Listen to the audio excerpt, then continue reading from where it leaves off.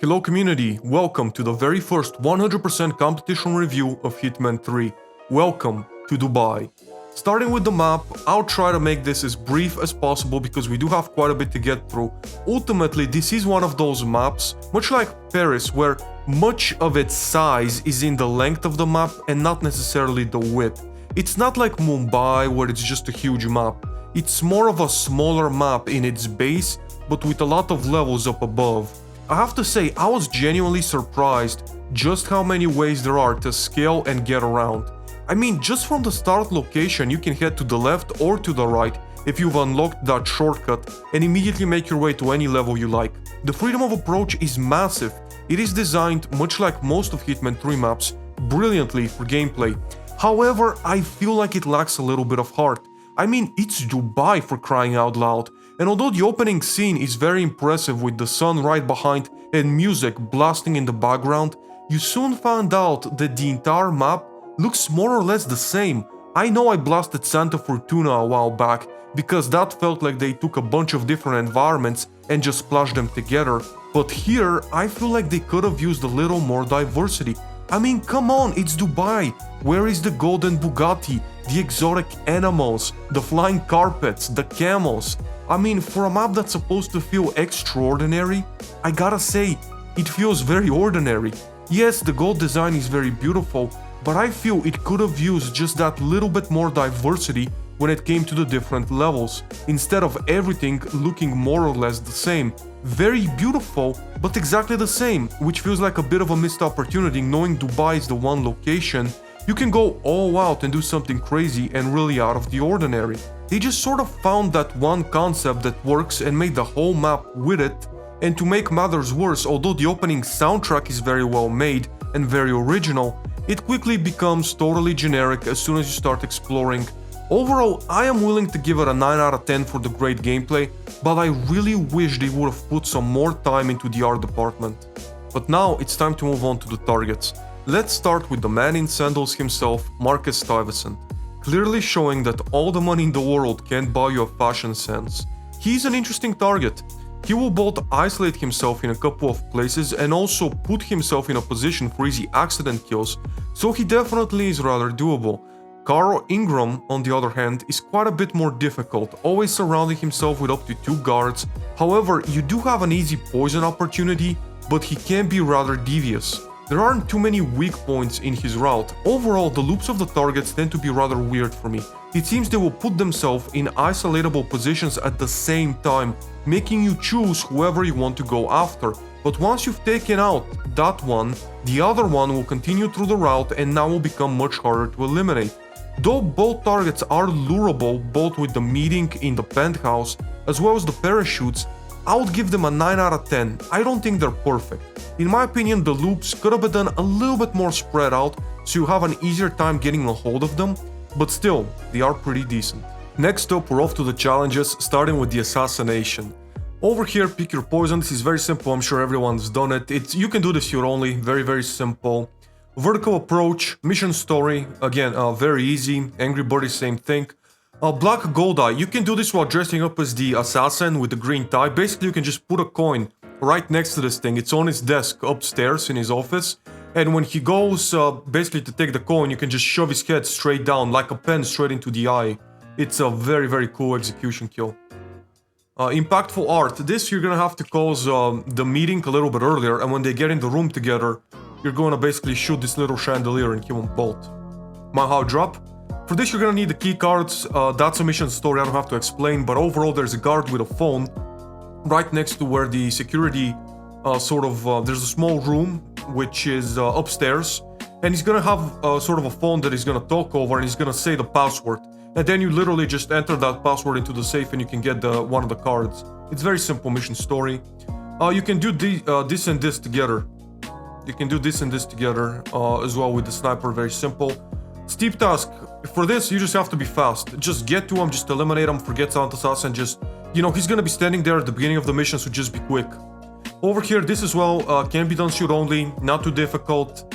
As long as you have some very basic map knowledge, he stands exactly where he needs to be. There's so little that you need to change for Marcus and this assassination to work. Very, very little. You just have to overpower it a little bit and you're gonna get it. It's very simple. And after this is just basic stuff, of course. Discover Dubai, easy breezy. This is gonna take some time, but nothing crazy.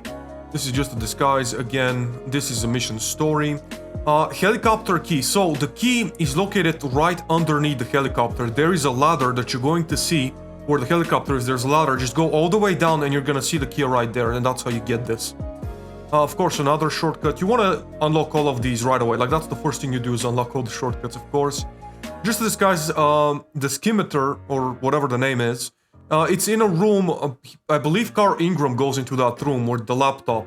It's on the upper floor where the penthouse is. Just look around the penthouse, you're gonna find it. You can't miss it. It's a gigantic sword anyways. So yeah, just get a disguise. If you have to go around there, you will find it. It's in the penthouse. Again, this is a disguise. Another shortcut. Parachute. I think I've already shown how to do that. I think I have a video of me doing the parachute exit. It's very simple. Penthouse elevator. Again, just an exit. Pocket-sized empire. So for this one, this is located in where the meeting area is, in the office. That's where it is. It's in the penthouse, right where they're meeting, right where the chandelier is that you need to drop or shoot them with a sniper or whatever. That's where you're gonna be able to sort of get this thing as well. So that's where you're gonna look for it. Helipad ladder, ground floor, please. This is just an exit. Penthouse key. So the penthouse key, right where the kitchen is, where the famous chef is, right behind the kitchen, there's a small room. There's a bathroom right there as well. And there's a single guy, a single NPC who's gonna be sort of mucking about. He's just a servant. Knock him out, he's got the key, and you can take the key. Then you're gonna get this challenge. Very, very simple. Right behind the kitchen, remember. The kitchen, I mean upstairs kitchen with the famous chef, not downstairs, upstairs. Again, it's just an exit. Exit, I already told you where the keys are. And again, for emergencies only, this is a mission story. It can be done very easily. Feats, this again, mission story. You're gonna have to be dressed up as the guard. I believe you're gonna have a guard disguise, but it's not too difficult. Skydiving suit, this is just a simple exit. You should have that. This is just, you know, again, just a camera when you do that story. Mission story. Again, that's another mission story. Chip and dip. So for this, it's very simple. When you basically pull the servers, one of them is gonna become yellow, the other three are gonna be green. The one that's yellow, that's the one you pull, and basically that's how you're gonna be able to remove the alarm. Otherwise, you're gonna activate an alarm, which is bad. The gold bars are the same thing. You're gonna get the gold bars, to my best knowledge, from here, from the servers. You're gonna be able to basically hack them and get gold bars to start coming out of a machine, and that's how you're gonna get them. And basically, you just wait. All you have to do is wait. This guy's gonna go to bed, and when he goes to bed, just start throwing the gold at him, the gold bars. And that way you can keep Silent Assassin and you can just do 2 challenges for 1. Mission story. This, patience. This is just patience. Just be patient, take a disguise and just wait for him to get into his little room. And as soon as he does, that's when you activate it and you get it. Simple story, mission story. Flying monkey business. So you get a banana. If you can bring your own banana, but you can also get a banana from the security room. Upstairs security room. There's cameras. It's right in where the hallway is. There's a sleeping guard in a chair. There's a banana right next to him. That's where you can find one banana. If you're struggling to find one, that's where it is. It's actually pretty simple to get to. Particular palette.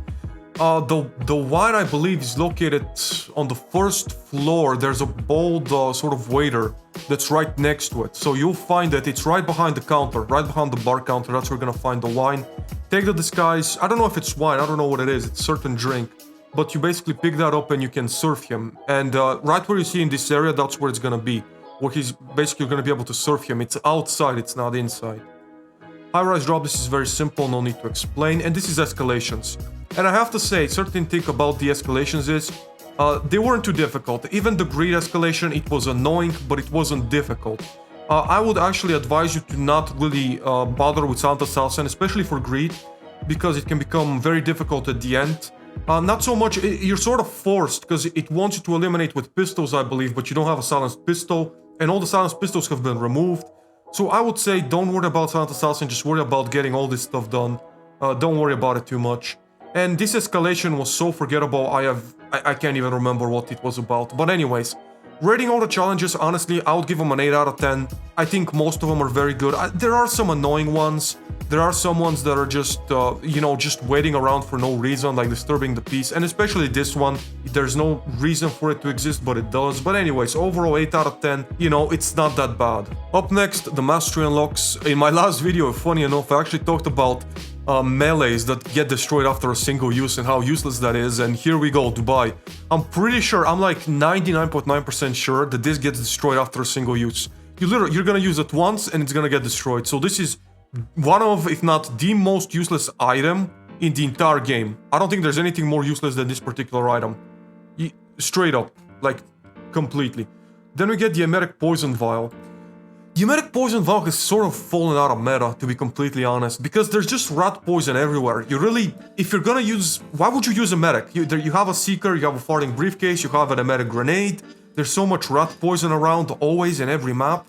It's very rare that you're gonna need to bring emetic poison. I mean, you're gonna be much better off just bringing lethal poison if that's the case. A little bit out of meta, so I really don't know how I feel about it. Hitman 1, very strong, but this is Hitman 3.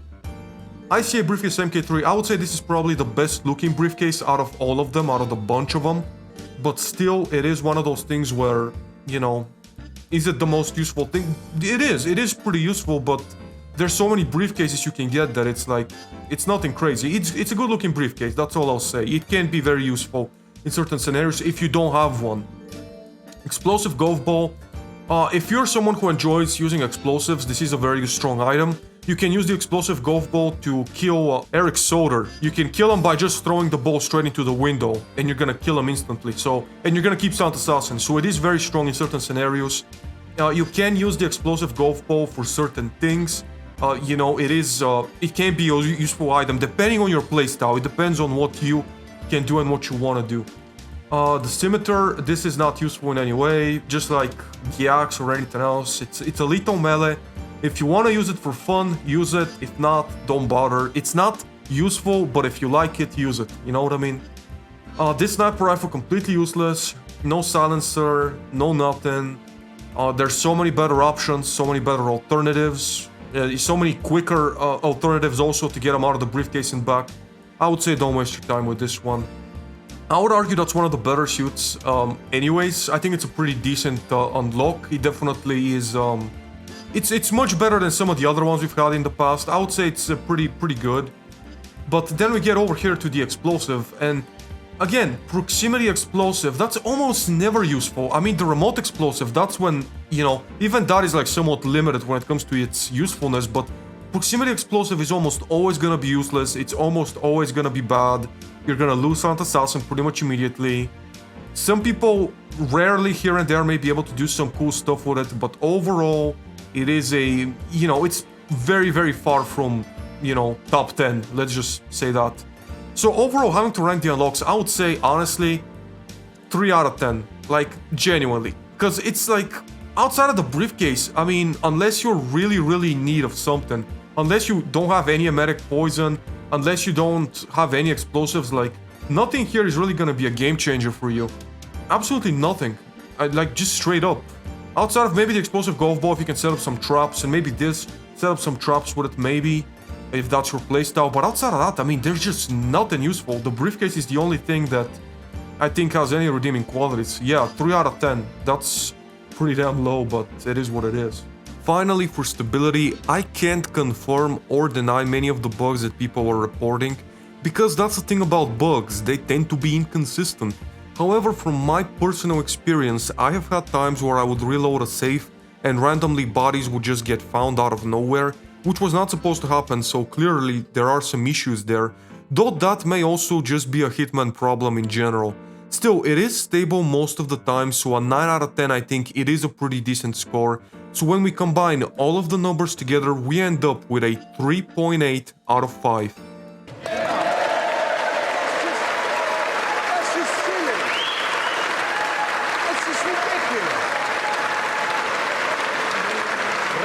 With that, we've come to the end of the video, but before you leave, I'm gonna need you to grab yourself a baboon, a hamster, and a grey-haired old lady, because the next time we see each other, we'll be in England for a 100% competition review of Dartmoor. Until that day comes, I'm gonna need you to stay strong, press that like button, subscribe for more content if you haven't already, and above anything else, thank you very much for watching.